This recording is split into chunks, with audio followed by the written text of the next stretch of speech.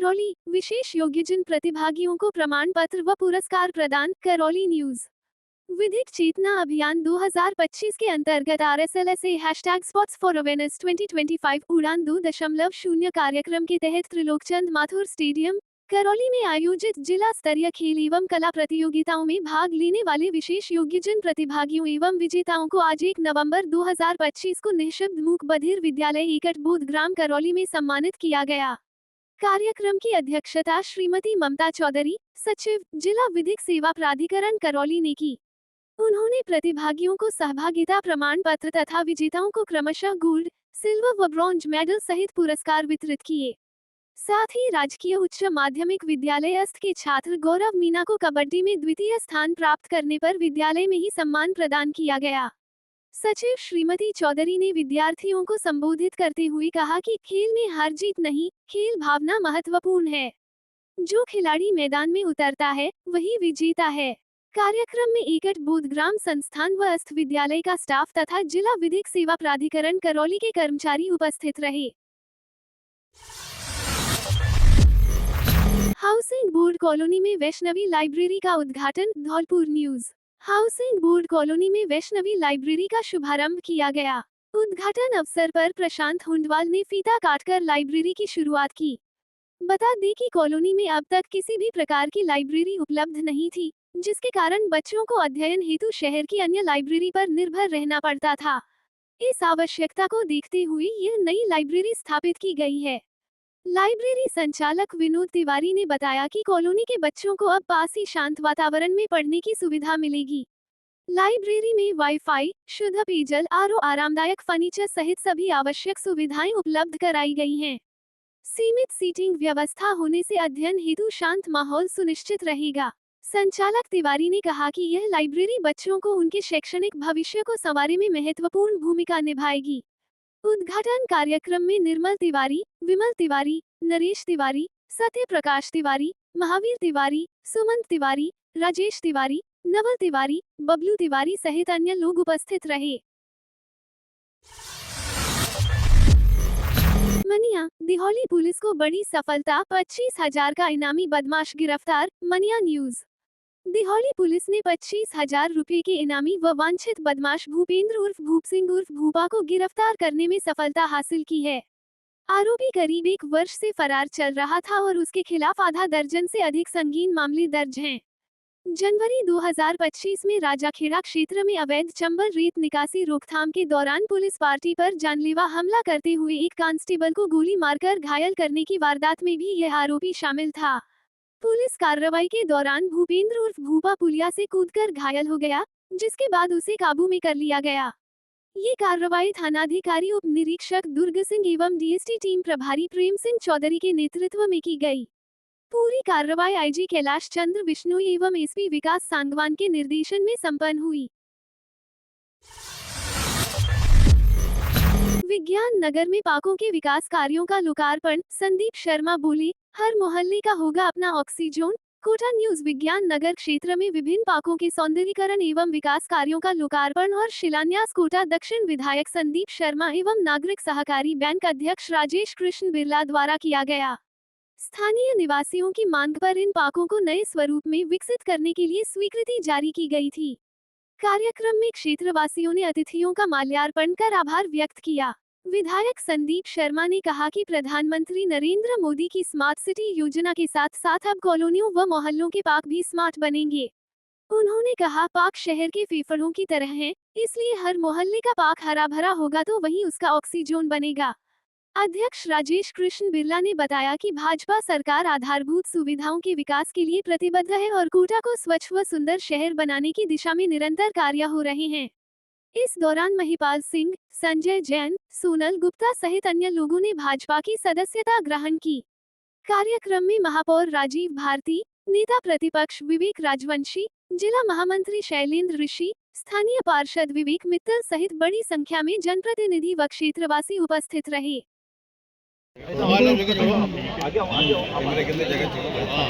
देखा जी, थोड़ा सा मैं निकल जाऊंगा। दब रहा है वो दब रहा है। हाँ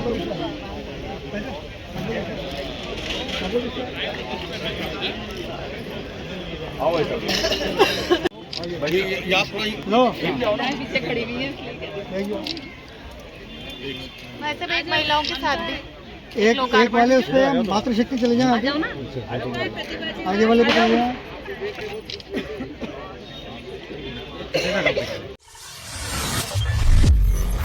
देव उठनी एकादशी पर अंजनी माता मंदिर में मेले का आयोजन। करौली न्यूज।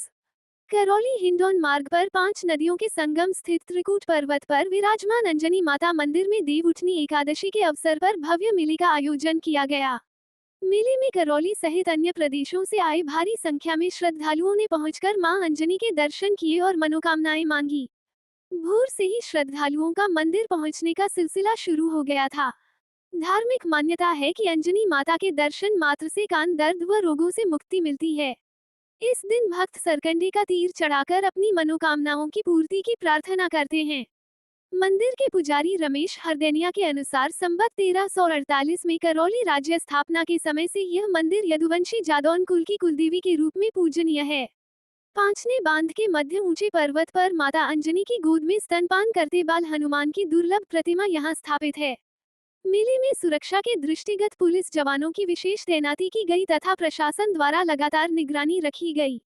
इसके साथ ही ग्राम पंचायत द्वारा कुश्ती दंगल का आयोजन किया गया, जिसमें दूर दूर से आए नामी पहलवानों ने दमखम दिखाया। आज देव उठनी एकादशी है, क्या प्रोग्राम होता है और कितनी श्रद्धालु आने की उम्मीद है? मेरा नाम श्याम स्वरूप शर्मा, महन श्री अंजनी जी। हमारा जो हरदैनिया परिवार है 7 पीढ़ियों से पूजा सेवा व्यवस्था और संचालन करता चला रहा है। ये पूरे हिंदुस्तान में एक ही मंदिर है अंजनी जी का, जो बाल स्वरूप पर हनुमान जी गोद में बैठे हुए हैं और मैया आंचल से दूध पिला रही हैं। सूर्य भगवान सामने जब उदय होते हैं तो पहली रोशनी मैया के गोद में जाती है, तो भाई से मधुर पंजाब वो मुँह में लिए। और ये ऐतिहासिक मंदिर है। करौली की स्थापना बाद में हुई है। पहले यहाँ मंदिर का जो तत्कालीन शासक थे उन्होंने निर्माण कराया था और ये बहुत ही ऐतिहासिक मंदिर है। यहाँ प्रदेश से कोने कोने में से और यात्री आते हैं, खासकर कानों की बीमारी है उनके लिए तीर चढ़ाते हैं, न सही करती है। वैसे मैया हर एक की मनोती और पूरी करती है। ये हनुमान जी की माँ है, ऐतिहासिक मंदिर है। श्रद्धालु कितने आने की उम्मीद है? हजारों आदमी आते हैं कोने कोने। राज राजेश्वरी कैलादेवी देवी मंदिर पर लगे 56 भोग, सजी फूल बंगला की झांकी। सरमथुरा न्यूज। कस्बे के करौली बस स्टैंड स्थित राज राजेश्वरी कैलादेवी मंदिर पर आज रविवार को महिला सत्संग मंडल के द्वारा 56 भोग फूल बंगला का आयोजन किया गया। मंदिर परिसर में विशेष सजावट की गई, साथ ही बड़ी संख्या में भक्तों ने मंदिर पहुंचकर दर्शन लाभ उठाए। मंदिर महंत अरविंद नाथ ने बताया कि देव उठनी एकादशी पर महिला सत्संग मंडल की कार्यकर्ताओं के द्वारा मंदिर पर 56 भोग फूल बंगला का कार्यक्रम रखा गया है, जिसको लेकर मंदिर परिसर में सुबह से ही भक्तों की खासी भीड़ उमड़ रही है। साथ ही मंदिर पर विराजमान केलादेवी माता भैरवनाथ, शिव परिवार सहित अन्य देवी देवताओं की प्रतिमाओं का विशेष श्रृंगार करके प्रसादी वितरण की गई है। इस दौरान बड़ी संख्या में महिलाएं रही मौजूद।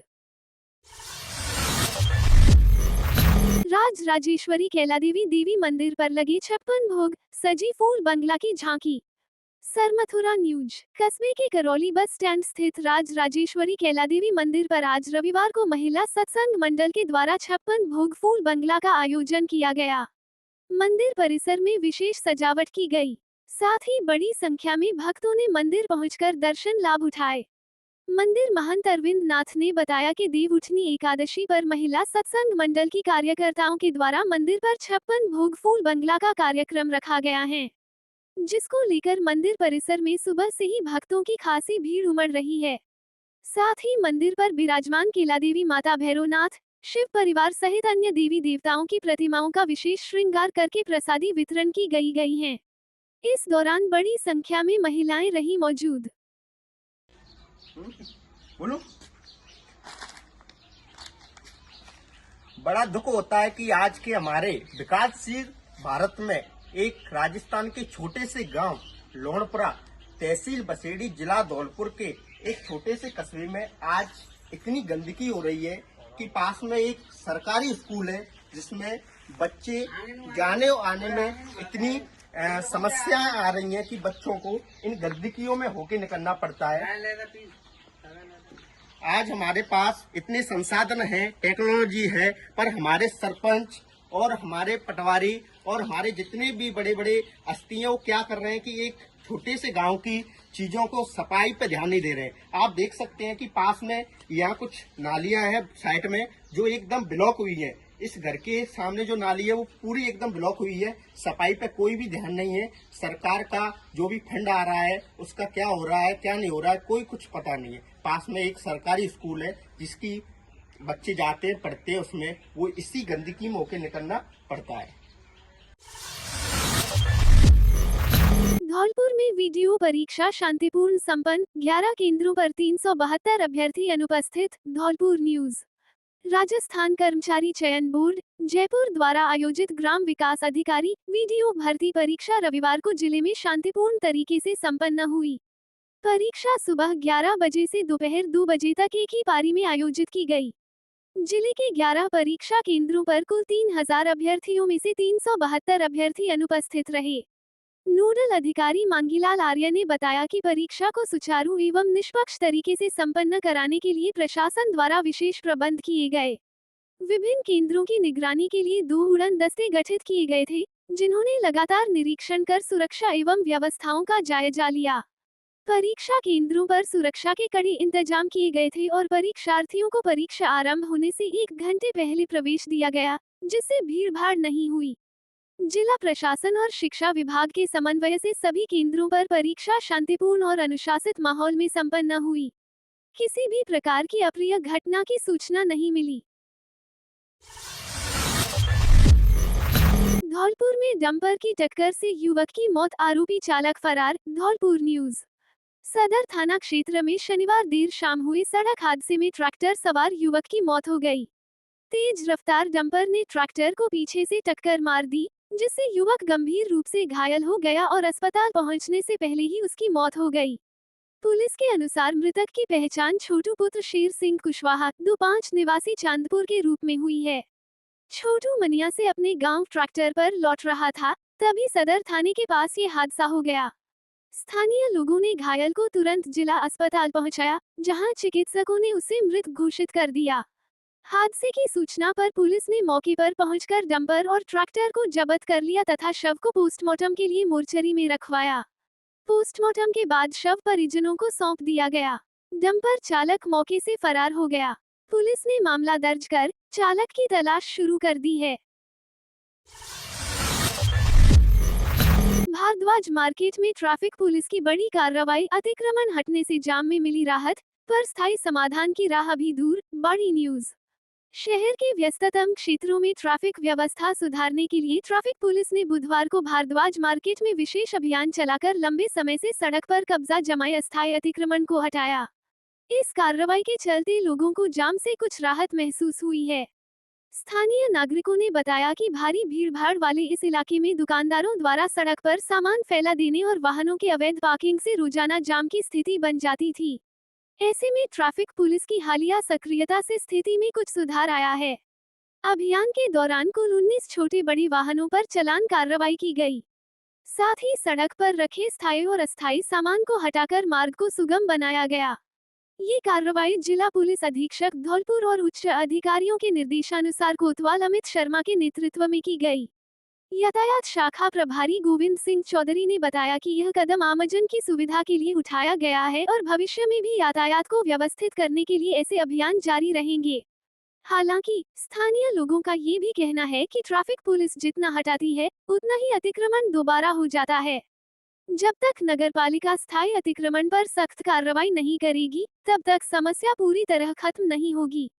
लोगों ने नगर पालिका प्रशासन से मुख्य मार्गों पर स्थायी समाधान की मांग की है, ताकि शहर को हमेशा के लिए जाम की समस्या से छुटकारा मिल सके।